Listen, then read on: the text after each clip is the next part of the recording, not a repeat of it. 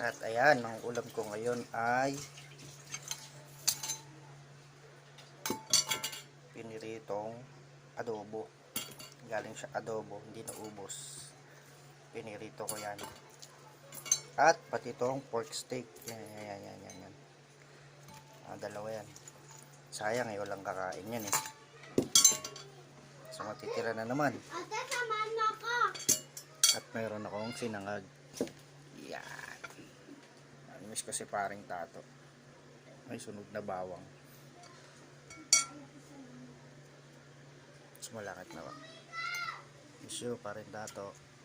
At ito, nararanasan ko yung sinasabi lagi ng tatay ko na matitira na naman ng ulam, walang kakain. Ako nakakain yan kasi sayang yan. Miss you na, miss you tatay. At ito ulam nila, chicken filet ko yan. Native tayo, native. Pero masarap to pag nagpunta ka ng dagat, yung tipong gutom na gutom ka na. Kakalangoy. Tapos titirahin mo yan. Sarap yan. Okay, kain muna tayo guys.